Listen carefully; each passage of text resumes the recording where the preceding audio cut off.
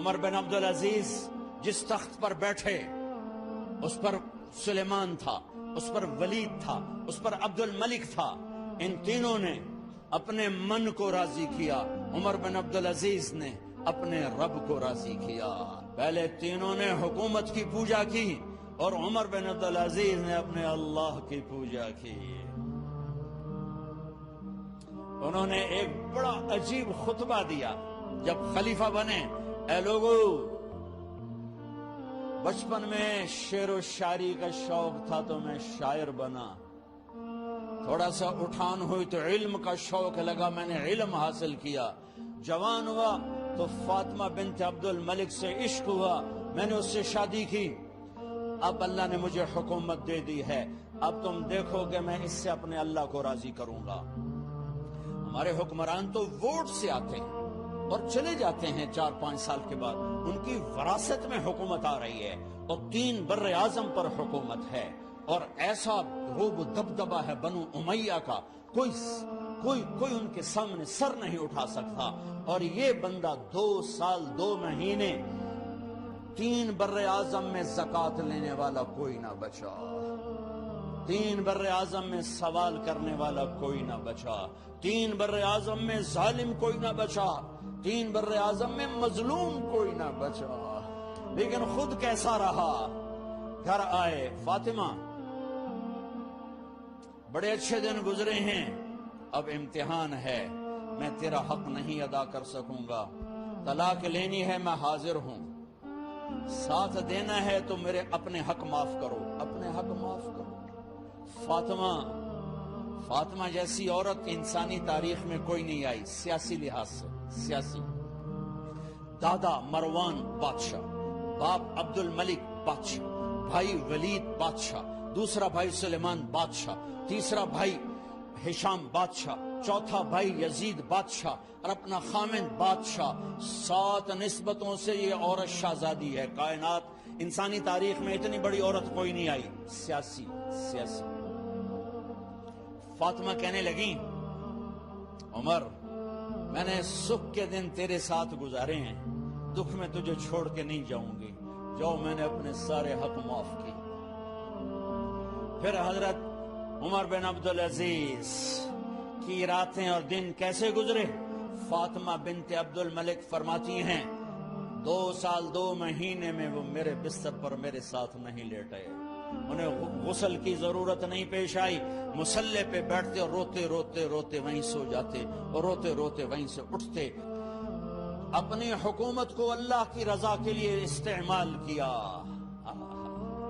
کیسے استعمال کیا؟ سارے مال فاطمہ کا سارا زیور بیت المال میں ڈال دیا، تنخواہ پہ آ گئے. عید کا موقع آیا، بچوں نے ماں سے کہا، 12 بچے تھے، بچیاں 12 بچے بچیاں، ہمیں کپڑے لے کر دو، عید آ رہی ہے، ہر آدمی اپنے بچوں کے لیے کپڑے لے رہا ہے. ہمارے بچے بھی کہہ رہے ہیں کپڑے لیں، جاؤ بھائی لو. فاطمہ کے پاس عمر 3 بر اعظم کے بادشاہ کے بچے آ رہے ہیں، ماں جی عید آ رہی، کپڑے تو لے دیں ابا سے کہیں. ابا سے بات کرتی ہوں. ابا تشریف لائے، خزانے لبالب بھرے ہوئے گندم کے ڈھیر کی طرح کہ امیر المومنین بچے کپڑے مانگ رہے ہیں. فاطمہ میرے پاس تو پیسے نہیں، میں کہاں سے کپڑے لے کر دوں، میرے پاس تو پیسے کوئی.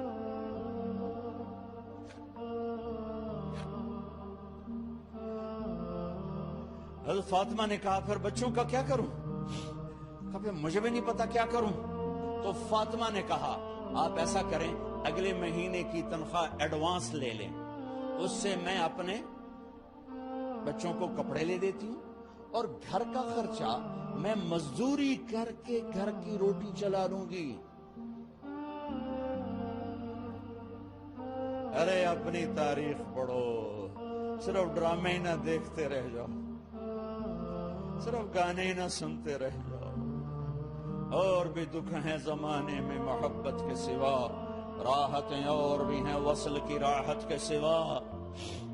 انہوں نے اپنے بلایا وزیر خزانہ مزاحم، اپنا ہی غلام. ہاں بھائی مزاحم، ہمیں بچوں کے کپڑے چاہیے تو اگلے مہینے کی تنخواہ ایڈوانس مل جائے. وہ کہنے لگے امیر المومنین آپ مجھے لکھ کر دے دیں کہ آپ 1 مہینہ زندہ رہیں گے، میں آپ کو تنخواہ دے دیتا ہوں۔ عمر بن عبدالعزیز سر جھکایا، اٹھے، گھر گئے۔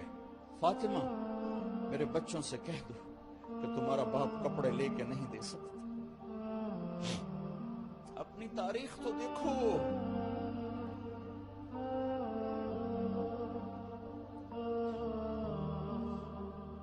عید کا دن آ گیا، خلیفہ وقت عید کی نماز پڑھاتے تھے، نمازیں بھی خلیفہ وقت پڑھاتے تھے۔ بنو امیہ کا خاندان ملنے کے لیے آ رہا ہے، سارے سرداروں کے بیٹے اعلیٰ پوشاک، اعلیٰ لباس، ملنے آ رہے ہیں۔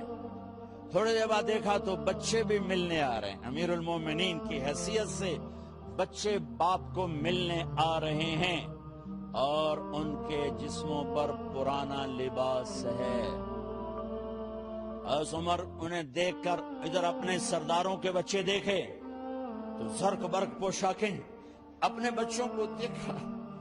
ارے اس باپ سے پوچھو جو سب کچھ کر سکتا ہو اور پھر مٹھی بند کر دے کہ نہیں میں نے حرام کی طرف نہیں جانا۔ بچوں کو دیکھا تو آنکھیں ڈپ ڈپا گئیں، آنکھوں میں آنسو آ گئے۔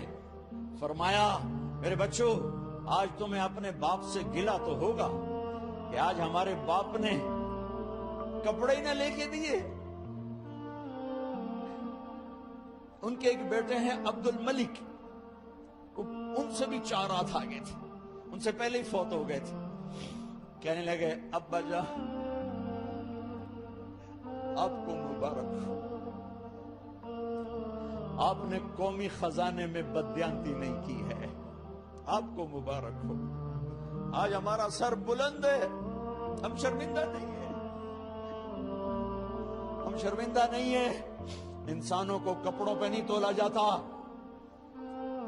آج کا میرا دیس کمالدار اتنا فقیر ہو گیا ہے، اتنا چھوٹا ہو گیا ہے کہ وہ اپنا تعارف کروانے کے لیے 50 لاکھ کی گھڑی لیتا ہے، 6 لاکھ کا جوتا لیتا ہے۔ آج کی بیگم اتنی چھوٹی ہو گئی ہے کہ اپنے قد کو بڑا کرنے کے لیے وہ 10 لاکھ کا ہینڈ بیگ لیتی ہے کہ دیکھو میرا بیگ 10 لاکھ کا ہے۔ ارے میری بہن، تو 10 ٹکے کی بھی نہیں رہی اگر تو نے بیگ سے اپنے آپ کو بڑا بنایا۔ او میرے دوست، تو 2 ٹکے کا نہیں ہے اگر تو 10 لاکھ کے جوتے اور 50 لاکھ کی گاڑی سے، 50 لاکھ کی گھڑی سے اگر تو بڑا بننا چاہتا ہے۔ ارے اس دھوکے سے نکلو۔ برینڈڈ کہاں جا رہے ہو؟ جب تم اپنی ذات میں بے قیمت ہو تو رب ذوالجلال کی قسم، تمہاری گھڑیاں، تمہارے بیگ، تمہاری گاڑیاں، تمہارے بنگلے تمہاری عزت کو بڑھا نہیں سکتے۔ آج ہم خوشی سے بلند ہیں کہ ہمارے باپ نے بددیانتی نہیں کی۔ گھر میں تشریف لائے، کہنے لگے فاطمہ کچھ پیسے ہیں، میرا انگور کھانے کو جی چاہتا۔ بس فاطمہ رونے لگی۔ فرمایا امیر المومنین خزانہ تو بھرا پڑا ہے، 1 درہم کا بھی تیرا حق نہیں ہے کہ تو 1 درہم لے کے انگور خرید لے۔ تو تھوڑا پٹھے، فاطمہ میں جہنم نہیں برداشت کر سکتا۔ او میرے بھائیو جو دن رات سود میں پھنس چکے ہو، جو دن رات جوے شراب میں پھنس چکے ہو، کیسے اللہ کے سامنے سرخرو ہو کر کھڑے ہو گئے؟ فاطمہ میں جہنم نہیں برداشت کر سکتا۔ نہیں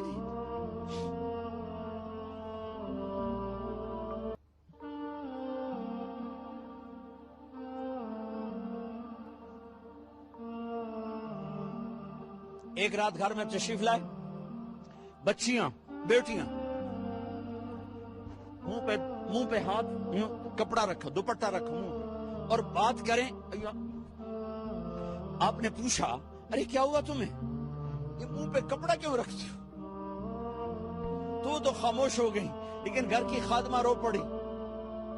کہا امیر المومنین آج آپ کی بیٹیوں نے کچا پیاز توڑ کے اس سے روٹی کھائی، سالن کوئی، ارے مسری دی دال ہی کوئی نہیں ہے، پیاز، کچے پیاز نہ روٹی۔ آج ساڈا مزدور جڑا کوئی نہ کوئی چٹنی بنا بندا ہے، ترائے بر اعظم دے بادشاہ دیاں دھیاں کچے وصلہ نہ روٹی بیٹھیاں کھاندیاں۔ اور میرے آج کا تاجر کہتا ہے جھوٹ نہ بولوں تو کاروبار کیسے، میرا افسر کہتا ہے رشوت نہ لوں تو گزارا کیسے کروں۔ تو عمر بن عبدالعزیز پھس پہ ہچکیوں کے ساتھ روئے کہ میری بچیوں، میں تمہیں بڑے اچھے کھانے کھلا سکتا ہوں، پر میں جہنم کی آگ برداشت نہیں کر سکتا۔